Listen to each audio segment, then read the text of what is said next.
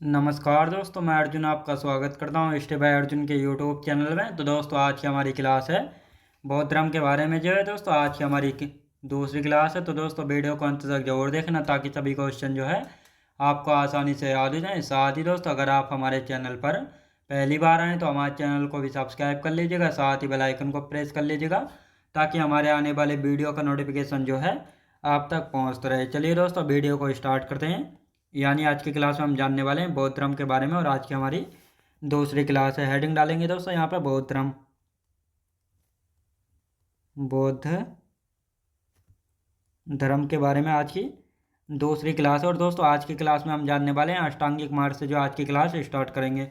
अष्टांगिक मार्ग यानी महात्मा बुद्ध ने जो है 4 शिक्षाएं दी थी और इनको जो है 4 आर्य सत्य भी जो है कहा गया था। जैसे दुख है, दुख का कारण है, दुख का निराकरण है और दुख का निवारण अष्टांगिक मार्ग से जो है किया जाता है। तो कौन कौन से अष्टांगिक मार्ग हैं? जैसे सम्यक दृष्टि, सम्यक संकल्प, सम्यक वाणी, सम्यक कर्म, सम्यक आजीविका, सम्यक व्यायाम और सम्यक स्मृति और सम्यक समाधि। इन 8 अष्टांगिक मार्ग से जो है दोस्तों दुख का जो है निवारण किया जा सकता है, ये कहा था महात्मा बुद्ध ने। अब दोस्तों यहाँ पर हम हेडिंग डाल लेंगे अष्टांगिक मार्ग।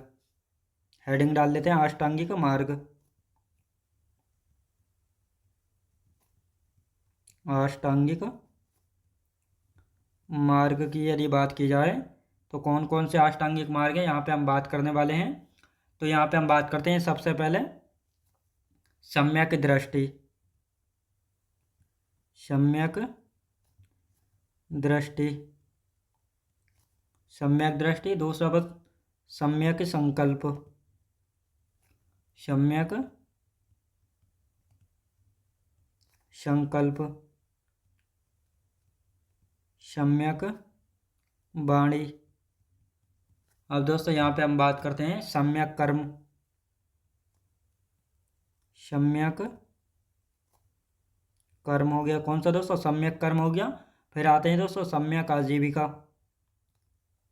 सम्यक आजीविका, सम्यक व्यायाम, सम्यक व्यायाम। और यहाँ पे हम बात करते हैं दोस्तों सम्यक स्मृति, सम्यक स्मृति और सम्यक समाधि, सम्यक समाधि। दोस्तों यहाँ पे सम्यक का अर्थ क्या है? सम्यक का अर्थ है सही, तो ये आपको याद होना चाहिए। अब दोस्तों यहाँ पे प्रतीक चिन्ह की बात आती है तो प्रतीक चिन्ह कौन कौन से, तो इनको भी जो है यहाँ पे देख लेते हैं। प्रतीक चिन्ह, तो कौन कौन से प्रतीक चिन्ह हैं यहाँ पे लिख लेते हैं। प्रतीक चिन्ह, प्रतीक चिन्ह, प्रतीक चिन्ह की यदि बात की जाए तो कौन कौन से प्रतीक चिन्ह हैं। तो सबसे पहले हम दोस्तों यहाँ पे बात करते हैं यानी महात्मा बुद्ध का जब जन्म हुआ था तो जन्म के समय इनका प्रतीक चिन्ह क्या था? कमल था। तो लिखेंगे जन्म का प्रतीक चिन्ह क्या है दोस्तों? कमल, कमल। यौवन यानी जब महात्मा बुद्ध जो है जवानी में थे तो इनका प्रतीक चिन्ह क्या था? सांड था, सांड। अब यहाँ पे बात करते हैं गृह त्याग यानी जब इन्होंने अपना घर छोड़ा था यानी त्यागा था तो उसका प्रतीक चिन्ह क्या है? घोड़ा। हो गया दोस्तों घोड़ा। अब दोस्तों यहाँ पे बात करते हैं गर्व का प्रतीक चिन्ह क्या था? गर्व का प्रतीक चिन्ह है हाथी। क्या है दोस्तों? हाथी। अब यहाँ पे बात करते हैं ज्ञान का प्रतीक चिन्ह, यानी ज्ञान का प्रतीक चिन्ह माना जाता है किसको? पीपल को माना जाता है। किसको माना जाता है दोस्तों? पीपल को जो है माना जाता है। तो ये आपको याद रखना है किसको माना जाता है? तो पीपल को जो है माना जाता है। अब दोस्तों यहाँ पे हम बात करते हैं मृत्यु का प्रतीक चिन्ह। पद चिन्ह को माना जाता है किसका? मृत्यु का पद चिन्ह,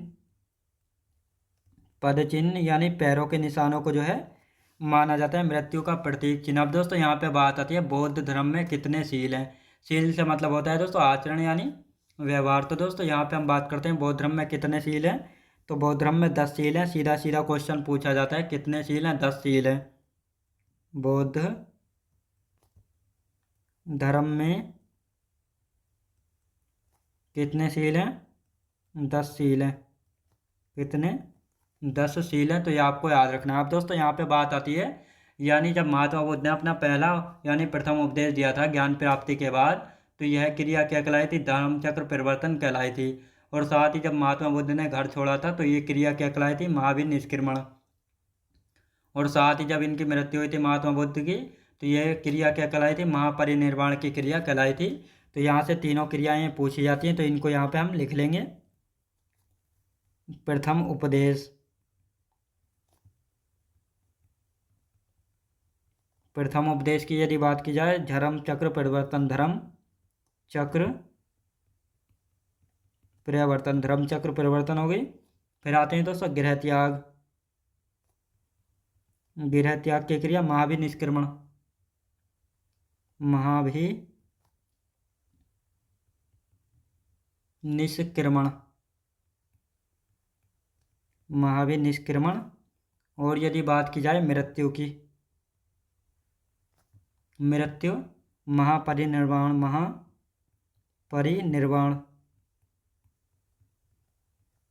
अब दोस्तों यहाँ पे पहले अब इसका एक बार रिवीजन कर लेते हैं और उसके बाद जो है बौद्ध साहित्य को देखेंगे। तो दोस्तों अब यहाँ पे बात करते हैं अष्टांगिक मार्ग की। तो सम्यक दृष्टि, यानी सम्यक का मतलब होता है दोस्तों सही, सम्यक दृष्टि का मतलब है सभी को जो है सही नज़र से देखना चाहिए। सम्यक संकल्प, सही संकल्प लेना चाहिए। सम्यक वाणी, यानी सभी से जो है अच्छे से बात करना चाहिए, किसी को जो है गलत नहीं बोलना चाहिए। सम्यक कर्म, अच्छे कर्म करना चाहिए। सम्यक आजीविका, सही आजीविका यानी सही तरीके से जो है अपना जीवन यापन करने के लिए सही तरीके से पैसा कमाना चाहिए। सम्यक व्यायाम, सही एक्सरसाइज करना चाहिए ताकि आपका शरीर जो है स्वस्थ रहे। सम्यक स्मृति, और दोस्तों साथ ही सम्यक समाधि, अपने सही तरीके से जो है अपनी समाधि लेना चाहिए, या इसमें कहा गया अष्टांगिक मार्ग में। अब दोस्तों यहाँ पे हम बात करते हैं प्रतीक चिन्ह में, यानी महात्मा बुद्ध के कौन कौन से प्रतीक चिन्ह हैं। तो प्रतीक चिन्ह, जन्म के समय प्रतीक चिन्ह इनका कमल, यौवन के समय सांड, गृह त्याग के समय घोड़ा, गर्भ के समय हाथी, ज्ञान पीपल, और मृत्यु का पद चिन्ह। याद रखें दोस्तों ये सभी जो है महात्मा बुद्ध के प्रतीक चिन्ह हैं, इनसे जुड़े हुए क्वेश्चन यहाँ से पूछा जाता है। बौद्ध धर्म में कितने शील हैं? तो 10 शील हैं बौद्ध धर्म में, पूछा गया है। प्रथम उपदेश धर्मचक्र परिवर्तन क्रिया कहलाई थी, गृह त्याग महावीर निष्क्रमण, मृत्यु महापरिनिर्वाण की क्रिया कहलाई थी। अब दोस्तों यहाँ पे हम आते हैं बौद्ध साहित्य। बौद्ध साहित्य को जो है त्रिपिटक में बताया गया। अब ये त्रिपिटक कौन कौन से हैं? तो पहला है बिना पिटक, जिसको जो है उपाली शिष्य के द्वारा लिखा गया है और इसमें जो है बौद्ध संघ के नियमों के बारे में बताया गया है। दूसरा है सुत्त पिटक, इसको आनंद शिष्य ने लिखा है। इसमें जो है महात्मा बुद्ध के द्वारा दिए गए उपदेशों को जो है इसमें लिखा गया है। और साथ ही दोस्तों अभिधम पिटक की यदि बात की जाए तो इसको मोगली शिष्य के द्वारा जो है लिखा गया है। और साथ ही दोस्तों सुत्त पिटक में जो है गाय को अनुदा वनदा व सुखदा जो है कहा गया है। साथ ही सुत्त पिटक को जो है 5 भागों में बांटा गया है। पहला है खुंदक निकाय, जिसमें जातक कथाओं के बारे में बताया गया और जातक कथाओं की संख्या है 549। और इन जातक कथाओं में जो है महात्मा बुद्ध के जन्म से पहले की घटनाओं के बारे में बताया गया है। दूसरा है अंगुत्तर निकाय, जिसमें 16 महाजनपदों के बारे में बताया गया था। तो ये किसका भाग है? सुत्त पिटक का। तीसरा है दीर्घ निकाय, मध्यम निकाय और संयुक्त निकाय। ये इतने ज़्यादा मोस्ट इंपॉर्टेंट नहीं है, केवल नाम इनका याद रखेंगे। फिर आते हैं दोस्तों बौद्ध धर्म के त्रिरत्न, बौद्ध धम्म और संघ। तो ये बौद्ध धर्म के जो है त्रिरत्न है। तो आप दोस्तों इनको पहले लिख लेते हैं, फिर बौद्ध संगीतियों के बारे में जानेंगे। तो ये लिखना यहाँ पे स्टार्ट करते हैं। बौद्ध साहित्य, बौद्ध साहित्य। बौद्ध साहित्य की यदि बात की जाए तो त्रिपिटक में बताया गया है। किसमें दोस्तों? त्रिपिटक में बताया गया है, यानी बौद्ध साहित्य को जो है त्रिपिटक में बताया गया है। अब ये त्रिपिटक कौन कौन से हैं? पहला है दोस्तों विनय पिटक, विनय पिटक। विनय पिटक को जो है उपाली शिष्य के द्वारा लिखा गया था। किसके? उपाली शिष्य के द्वारा लिखा गया था। अब दोस्तों इसमें जो है बौद्ध संघ के नियमों के बारे में, बौद्ध संघ के नियम के बारे में जो है बताया गया है। अब दोस्तों यहाँ पे बात करते हैं। दूसरा है सुत्त पिटक, सुत्त पिटक। सुत्त पिटक की यदि बात की जाए तो इसको जो है दोस्तों आनंद शिष्य के द्वारा लिखा गया था, आनंद शिष्य के द्वारा लिखा गया था और ये जो है महात्मा बुद्ध के सबसे प्रिय शिष्य थे। इसमें महात्मा बुद्ध जी के उपदेशों को लिखा गया। महात्मा बुद्ध के उपदेशों को जो है इसमें बताया गया है दोस्तों। अब यहाँ पे हम बात करते हैं, तीसरा है अभिधम्म पिटक।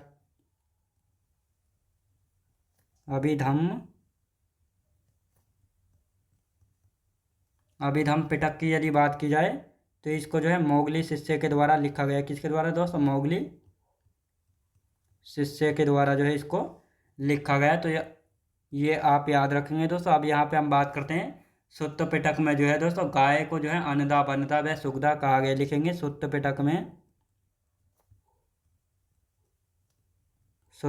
में गाय को अन्नदा बन्नदा व सुखदा कहा गया है। अन्नदा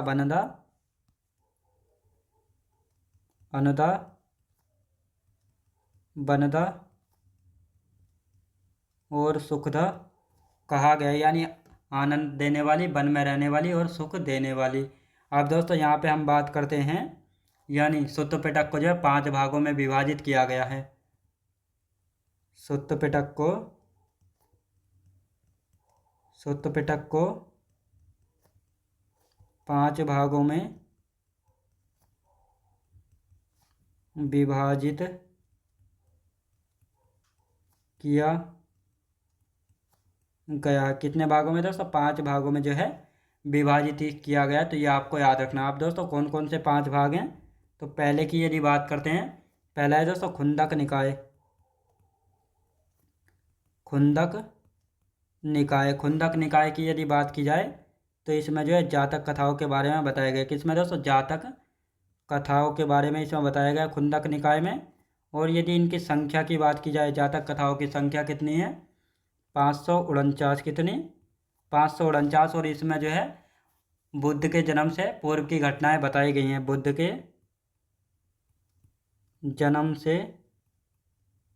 जन्म के पूर्व की घटनाएं, जन्म के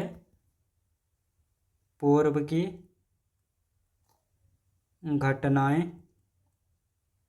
बताई गई हैं। याद रखें दोस्तों। अब दूसरा हम बात करते हैं अंगुत्तर निकाय। ये अंगुत्तर निकाय की यदि बात की जाए तो यही अंगुत्तर निकाय है जिसमें 16 महाजनपदों के बारे में 16 महाजनपद के बारे में बताया गया है। तीसरा कौन सा है? तीसरा है मध्यम निकाय। और दोस्तों फिर आते हैं दीर्घ निकाय।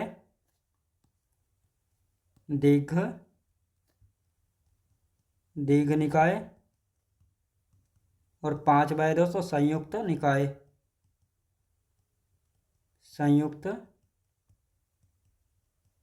5वां है दोस्तों संयुक्त निकाय।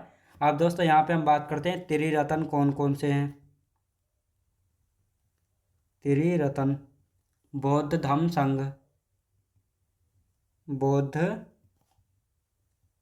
धम्म और संघ। तो ये त्रिरत्न है बौद्ध धर्म के। तो ये आपको याद रखना है, बौद्ध धम्म संघ त्रिरत्न हो जाते हैं। अब इनका एक बार रिवीजन कर लेते हैं, फिर बौद्ध संगीतियों के बारे में जानेंगे। तो दोस्तों यहाँ पे हम बौद्ध साहित्य की बात करते हैं तो इनको जो है त्रिपिटक में बताया गया है। कौन कौन से त्रिपिटक हैं? पहला विनय पिटक, जिसको उपाली शिष्य के द्वारा लिखा गया है और इसमें जो है बौद्ध संघ के नियमों के बारे में बताया गया है। यानी जो बौद्ध संघ हुआ करते थे, जहाँ पर बौद्ध भिक्षु या बौद्ध भिक्षुणी जो है रहा करती थी, उनको जो है नियम व कानून जो है उनके कहाँ पे लिखे हुए हैं? तो ये विनय पिटक में लिखे हुए हैं, जिसने उपाली शिष्य के द्वारा जो है लिखा गया है। और सुत्त पिटक की यदि बात की जाए तो ये आनंद शिष्य के द्वारा लिखा गया है, जिसमें महात्मा बुद्ध जी के द्वारा दिए गए उपदेशों को जो है लिखा गया है। किसमें? सुत्त पिटक में। और इसको आनंद शिष्य के द्वारा लिखा गया था। और ये आनंद शिष्य जो है महात्मा बुद्ध के सबसे प्रिय शिष्य थे। अभिधम्म पिटक की यदि बात की जाए तो इसको मोगली शिष्य के द्वारा जो है लिखा गया है। तो ये आपको याद रखना है। सुत्त पिटक की बात की जाए तो इसमें गाय को अन्नदा बन्नदा और सुखदा, यानी आनंद देने वाली, वन में रहने वाली और सुख देने वाली जो है कहा गया है। सुत्त पिटक को 5 भागों में विभाजित किया गया है। कौन कौन से 5 भाग हैं? पहला खुंदक निकाय, इसमें जातक कथाओं के बारे में बताएगा और ये जातक कथाओं की संख्या है 549। अब इन जातक कथाओं में जो है महात्मा बुद्ध के जन्म से पहले की घटनाओं के बारे में इसमें बताया गया इन जातक कथाओं में। अंगुत्तर निकाय में 16 महाजनपदों के बारे में जानकारी मिलती है। मध्यम निकाय और दीघ निकाय और संयुक्त निकाय, इनका सिर्फ नाम याद रखेंगे, इनसे अधिकतर क्वेश्चन नहीं बनते हैं। अब दोस्तों आते हैं बौद्ध धर्म के त्रिरत्न, जैसे बौद्ध धर्म और संघ, तो ये बौद्ध धर्म के त्रिरत्न है। अब आते हैं दोस्तों यहाँ पे हम बौद्ध धर्म की 4 संगीतियाँ, यानी बौद्ध धर्म में जो है कितनी संगीतियाँ हुई थी, तो बौद्ध धर्म में जो है 4 संगीतियाँ जो है हुई थी। पहली बौद्ध संगीति हुई थी 483 BC में राजगृह में, अजातशत्रु के समय महाकश्यप इसके अध्यक्ष थे। दूसरी बौद्ध संगीति 383 BC में वैशाली में हुई थी, कालाशोक के समय साबकमीर इसके अध्यक्ष थे। तीसरी बौद्ध संगीति 255 BC में पाटलिपुत्र में हुई थी, सम्राट अशोक के समय मोगलीपुत्र इसके अध्यक्ष थे।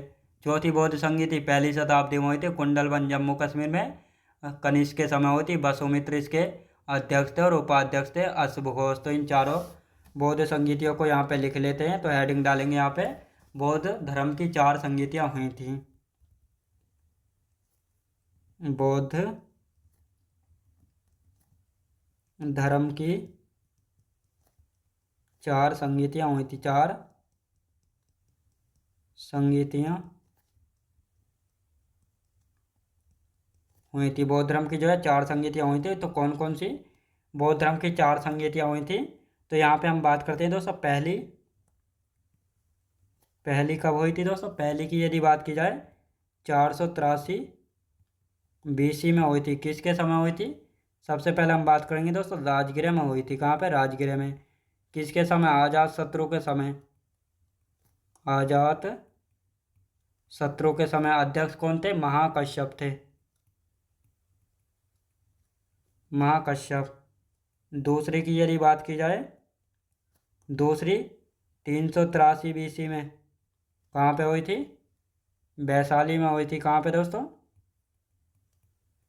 वैशाली में। कहाँ पे, वैशाली में हुई थी। किसके समय हुई थी, कालाशोक के समय।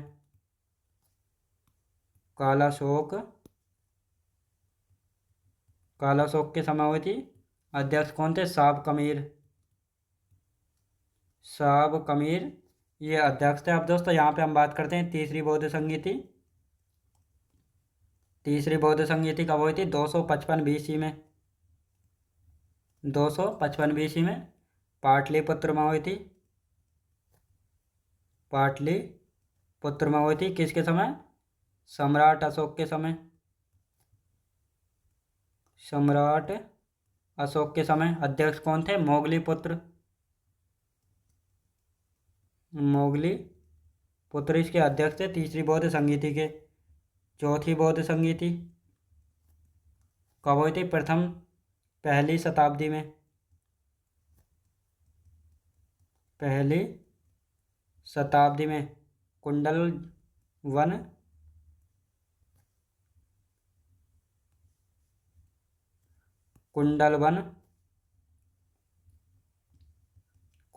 जम्मू कश्मीर में। कहाँ पे दोस्तों, कुंडलवन जम्मू कश्मीर में हुई थी। किसके समय, कनिष्क के समय। कनिष्क के समय हुई थी। और अध्यक्ष की यदि बात की जाए, वसुमित्र थे। और साथ ही दोस्तों यहाँ पे उपाध्यक्ष की यदि बात की जाए, उपाध्यक्ष कौन थे, अश्वघोष थे। कौन थे, अश्वघोष। और ये अश्वघोष जो है कनिष्क के दरबारी कवि भी थे। याद रखें दोस्तों, कौन थे, कनिष्क के दरबारी कवि भी थे, तो ये आपको याद रखना। अब आते हैं दोस्तों जो चौथी बौद्ध संगीति हुई थी पहली शताब्दी में। इसी चौथी बौद्ध संगीति में जो है बौद्ध धर्म जो है 2 शाखाओं में बट गया था। पहली शाखा थी महायान शाखा, जिसके अध्यक्ष बने थे वसुमित्र। इन्होंने जो है महात्मा बुद्ध को ईश्वर यानी भगवान माना था और नए नियम बनाए थे। और साथ ही महायान शाखा को मानने वाले लोग चीन, जापान, कोरिया और भूटान। साथ ही दोस्तों दूसरी शाखा थी हीनयान शाखा। हीनयान शाखा के अध्यक्ष थे महाकश्यप। और इन्होंने जो है महात्मा बुद्ध को महापुरुष यानी महान पुरुष जो है माना था। और साथ ही दोस्तों इन्होंने अष्टांगिक मार्ग में जो है कोई भी परिवर्तन नहीं किया था। तो अब दोस्तों इन दोनों शाखाओं को यहाँ पे हम लिख लेते हैं। चौथी बौद्ध संगीति में, चौथी बौद्ध संगीति, बौद्ध संगीति, चौथी बौद्ध संगीति में जो है बौद्ध धर्म जो है दो शाखाओं में बट गया था। तो ये कौन कौन सी दो शाखाएं थी, यहाँ पे हम बात करते हैं। पहली शाखा थी दोस्तों, पहली शाखा महायान। महायान।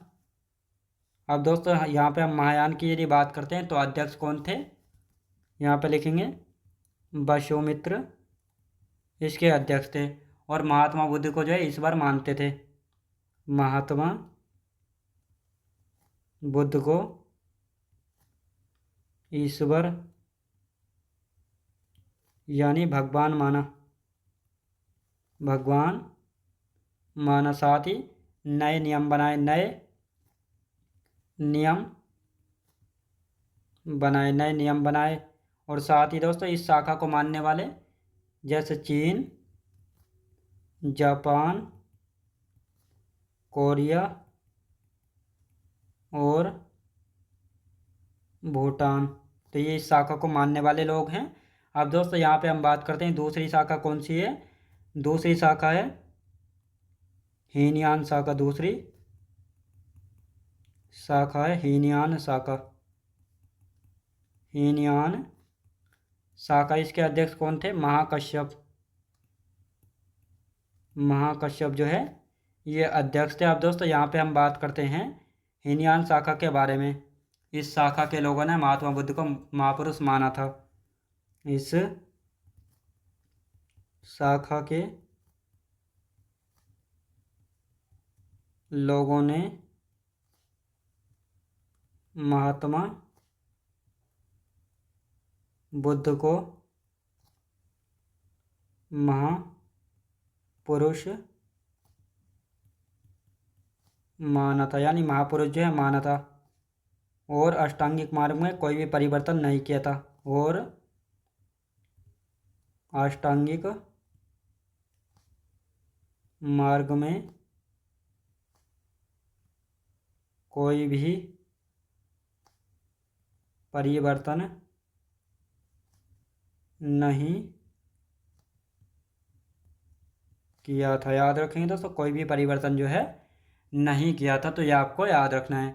अब दोस्तों यहाँ पे हम बात करते हैं बौद्ध मठ और देख लेते हैं, और बौद्ध मठ के बाद जो है फिर आगे बढ़ेंगे। तो बौद्ध मठ देखेंगे। सबसे पहले दोस्तों बौद्ध मठ क्या होते हैं, यानी जिस प्रकार बौद्ध विहार यानी जहाँ पर बौद्ध भिक्षु रुका करते थे उनको जो है बौद्ध विहार कहते हैं।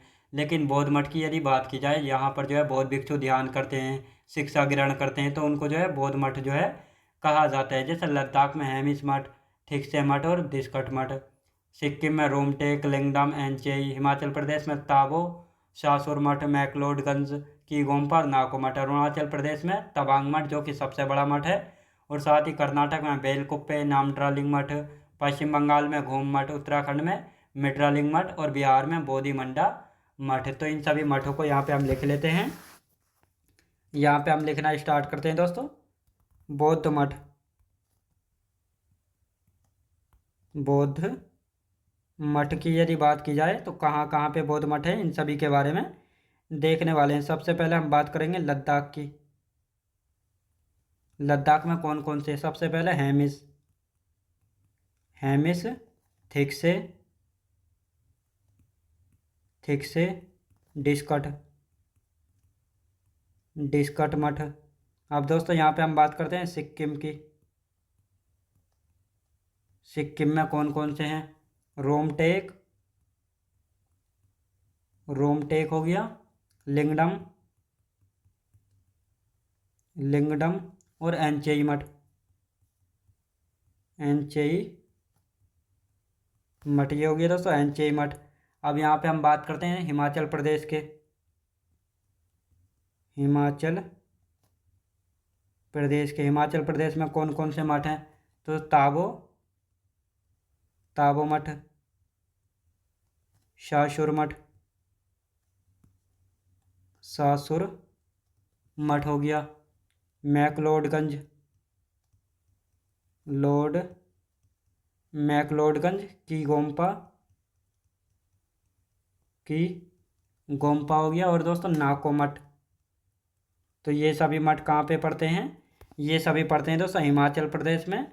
अब यहाँ पे हम बात करते हैं अरुणाचल प्रदेश के। अरुणाचल प्रदेश। अरुणाचल प्रदेश की यदि बात की जाए तो यहाँ पे पड़ता है दोस्तों तवांग मठ। तवांग मठ जो कि सबसे बड़ा मठ है, सबसे बड़ा मठ है। कहाँ पे? अरुणाचल प्रदेश में जो है पड़ता है। अब आते हैं दोस्तों कर्नाटक के। कर्नाटक के बात करते हैं दोस्तों। कर्नाटक में बेलकुप्पे मठ, बेलकुप्पे मठ, बेलकुप्पे मठ। और दोस्तों कौन सा है? नामट्रा लिंग मठ, नामट्रा लिंग मठ। तो ये दोनों कहाँ पे हैं? ये कर्नाटक में है। फिर आते हैं दोस्तों पश्चिम बंगाल की। पश्चिम बंगाल, पश्चिम बंगाल में कौन कौन से हैं? तो जैसे दोस्तों पश्चिम बंगाल में घूम मठ, घूम मठ कहाँ पे है? पश्चिम बंगाल में। अब यहाँ पे बात करते हैं दोस्तों उत्तराखंड और बिहार की। उत्तराखंड, उत्तराखंड में कौन सा मठ है? नाम मिट्रालिंग मठ, मिट्रालिंग मठ कहाँ पे पड़ता है? उत्तराखंड में। अब यहाँ पे पढ़ते हैं दोस्तों बिहार की बात करते हैं। बिहार में कौन सा मठ है? तो बिहार में जो है बोधिमंडा मठ, बोधिमंडा मठ हो जाता है। अब दोस्तों इसका एक बार रिवीजन कर लेते हैं और फिर आगे की चर्चा जो है करेंगे। यहाँ पे हम बात करते हैं दोस्तों बौद्ध धर्म में जो है 4 संगीतियाँ हुई थी। कौन कौन सी ये 4 संगीतियाँ हुई थी? तो पहली 483 बीसी में हुई थी, राजगृह में अजातशत्रु के समय महाकश्यप अध्यक्ष थे। दूसरी बौद्ध संगीति 383 बीसी में वैशाली में हुई थी, कालाशोक के समय साकमिर अध्यक्ष थे। तीसरी हुई थी 255 बीसी में, पाटलिपुत्र कौन थे दोस्तों? अध्यक्ष पाटलिपुत्र में हुई थी, अध्यक्ष थे सम्राट अशोक, यानी सम्राट अशोक के समय हुई थी, अध्यक्ष थे मोगलीपुत्र। चौथी बौद्ध संगीति हुई थी 1ली शताब्दी में कुंडलवन जम्मू कश्मीर में, कनिष्क के समय वसुमित्र अध्यक्ष थे। और उपाध्यक्ष की बात की जाए तो अश्व घोष इसके उपाध्यक्ष थे। ये भी आपको याद रखना है, चौथी बौद्ध संगीति में अध्यक्ष और उपाध्यक्ष दोनों थे। और साथ ही चौथी बौद्ध संगीति में जो है बौद्ध धर्म 2 शाखाओं में बढ़ गया था। पहली शाखा थी महायान शाखा, जिसके अध्यक्ष थे वसुमित्र। और महायान शाखा के लोग जो है महात्मा बुद्ध को ईश्वर यानी भगवान जो है मानते थे, और इन्होंने नए नियम बनाए थे। साथ ही चीन, जापान और कोरिया ये महायान शाखा को मानने वाले लोग हैं। दूसरी शाखा की यदि बात की जाए तो दूसरी शाखा हीनयान, जिसके अध्यक्ष थे महाकश्यप। हीनयान शाखा के लोगों ने जो है महात्मा बुद्ध को महापुरुष जो है माना था, और अष्टांगिक मार्ग में जो है कोई भी परिवर्तन नहीं किया था। तो ये आपको याद रखना है। अब दोस्तों यहाँ पे हम बात करते हैं बौद्ध मठों की। तो बौद्ध मठ कौन कौन से हैं? जैसे लद्दाख की यदि बात की जाए बौद्ध मठ, यानी दोस्तों जहाँ पर जो है बौद्ध भिक्षु रहते हैं, ध्यान करते हैं, और साथ ही दोस्तों यहीं पर जो है शिक्षा, बौद्ध धर्म की जो है शिक्षा ग्रहण करते हैं, ध्यान वगैरह करते हैं, बौद्ध धर्म की शिक्षा ग्रहण करते हैं। तो ये सभी बौद्ध मठों में जो है होता है। और बौद्ध विहार की बात की जाए तो वहाँ पर जो है केवल बौद्ध भिक्षु जो है विश्राम करते हैं। तो ये आपको याद रखना है। लद्दाख में हेमिस, थिक्से और डिस्कट मठ। सिक्किम की बात की जाए तो रूमटेक, लिंगडम और एंचेई मठ। हिमाचल प्रदेश में ताबो, शासुर मठ, मैक्लोडगंज, कीगोम्पर, नाखो मठ। ये सभी कहाँ पे? हिमाचल प्रदेश में। अरुणाचल प्रदेश में पड़ता है तवांग मठ, जो कि सबसे बड़ा मठ है। याद रखेंगे दोस्तों तवांग मठ जो है सबसे बड़ा मठ है। कर्नाटक में बेलकुप्पे मठ है और नामट्रा लिंग मठ। पश्चिम बंगाल में घूम मठ है। उत्तराखंड में दोस्तों मिट्रालिंग मठ, और बिहार में बोधिमंडा मठ। तो ये आपको याद रखना है। तो दोस्तों अब इससे आगे का जो बचा है उसको हम कल की क्लास में कंटिन्यू करेंगे। तो दोस्तों मैं उम्मीद करता हूँ आपको वीडियो क्वालिटी, कंटेंट वगैरह सभी कुछ आपको पसंद आया होगा। पसंद आया तो लाइक शेयर और सब्सक्राइब करना बिल्कुल भी ना भूलें। साथ ही दोस्तों अगर आप हमारे चैनल पर पहली बार आएँ तो हमारे चैनल को भी सब्सक्राइब कर लीजिएगा, साथ ही बेल आइकन को प्रेस कर लीजिएगा, ताकि हमारे आने वाली वीडियो का नोटिफिकेशन जो है आप तक पहुँचता रहे। चलिए दोस्तों मिलते हैं नेक्स्ट वीडियोज़ में।